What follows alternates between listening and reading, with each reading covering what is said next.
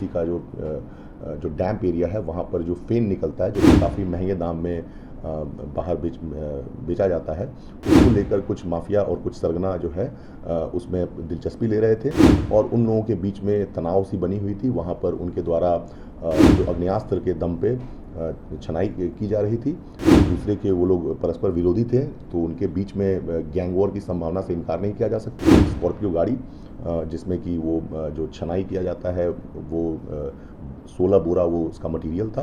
My PD समाचार देख रहे हैं आप, मेरा नाम काजल तिवारी है। देखिए, पंडारक थाना क्षेत्र की पुलिस ने बड़ी कार्रवाई की है। आपको बता दें, पुलिस ने बड़ी कार्रवाई करते हुए एनटीपीसी डैम पर चल रहे अवैध धंधे का पर्दाफाश किया।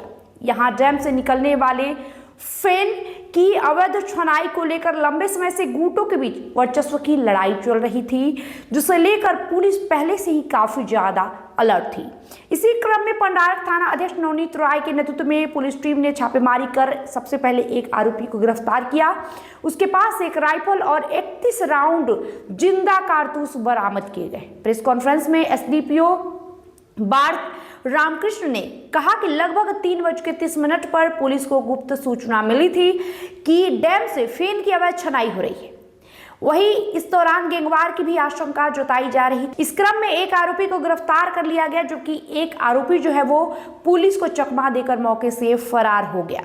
वहीं छापेमारी के दौरान पुलिस ने मौके से एक स्कॉर्पियो वाहन भी जब्त किया है, जिसमें 16 बोरा फेन सामग्री जब्त हुआ है। वाहन की तलाशी में एक अवैध देसी कट्टा भी बरामद हुआ है। गिरफ्तार आरोपी सुनील कुमार सीआरपीएफ का जवान रह चुका है। आरोपी के खिलाफ पंडारक थाना संख्या कांड 74/26 दर्ज कर लिया गया है।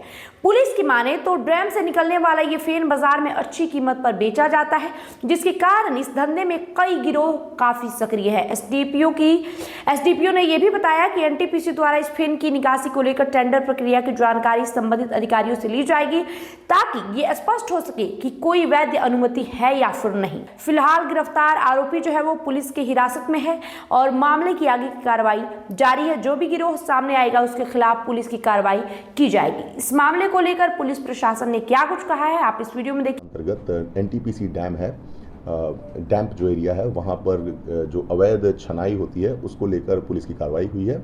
कुछ दिनों से हम लोगों को ऐसी सूचना प्राप्त हो रही थी कि वहाँ पर जो एनटीपीसी का जो डैम्प एरिया है वहाँ पर जो फेन निकलता है, जो कि काफ़ी महंगे दाम में बाहर बेचा जाता है, उसको लेकर कुछ माफिया और कुछ सरगना जो है उसमें दिलचस्पी ले रहे थे और उन लोगों के बीच में तनाव सी बनी हुई थी। वहाँ पर उनके द्वारा जो आग्नेयास्त्र के दम पे छनाई की जा रही थी।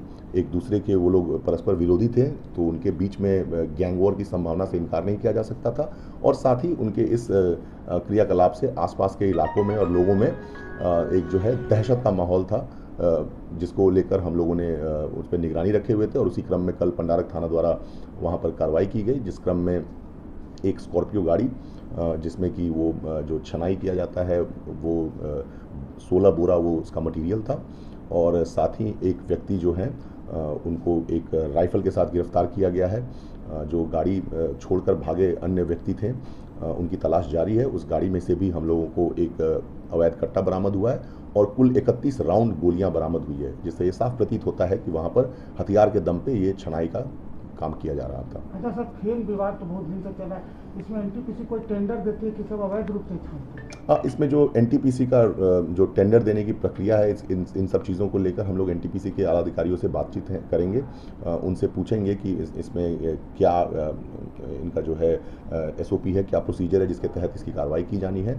फिलहाल जो हम लोगों को इतनी सूचना थी कि ये अवैध रूप से यहाँ पर हथियार के दम पे कुछ कार्य किया जा रहा है, जिस पे पुलिस द्वारा कार्रवाई की गई। सर, कहा यह भी जा रहा है सर, कलकत्ता की कंपनी को टेंडर तो हुआ है सर, लेकिन कहीं कहीं अपराधी के भय से वो यहाँ कार्य नहीं कर पा रहे हैं सर।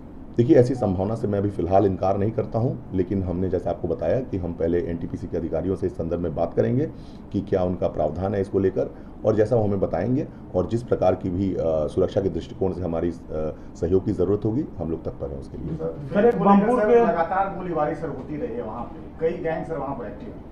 तो क्या इनके कंट्रोल करने के लिए क्या किया जा रहा है प्रशासन की तरफ? देखिए, हम लोग मुस्तैद हैं, हम लोग अलर्ट हैं इस चीज़ को लेकर, और जैसी सूचना आएगी उसके हिसाब से हम लोग कार्रवाई भी करेंगे। फिलहाल ये जो है ये सू मोटू एक्शन था। हम लोग जैसे कि मैंने आपको बताया मुस्तैदी थी, जिसके तहत हम लोगों को ऐसी सूचना प्राप्त हुई, जिस पे पंडारक थाना द्वारा जाकर वहाँ पर तत्पर कार्रवाई की गई। ये सर सेना से भी जुड़े हुए क्या गिरफ्तार हुए पंडारक में? जो व्यक्ति गिरफ्तार हुए हैं वो पूर्व में सीआरपीएफ में कई वर्ष अपनी सेवा दे चुके हैं। उसके उपरांत उनकी वहाँ से सेवानिवृत्ति के उपरांत इनका कहना है कि ये जो आर्म्स है इन्होंने इसके लिए एक लाइसेंस ले रखा है, पर इनके द्वारा कोई लाइसेंस प्रस्तुत नहीं किया गया। बहरहाल हमारा ये भी मानना है कि अगर लाइसेंस है भी तो इनको कमर्शियल यूज़ के लिए वो लाइसेंस नहीं निर्गत किया गया था। ये लाइसेंस उनकी पर्सनल बॉडी और प्रॉपर्टी के डिफेंस के लिए निर्गत की गई थी। तो ये आर्म्स एक्ट के भी सेक्शंस का उल्लंघन है।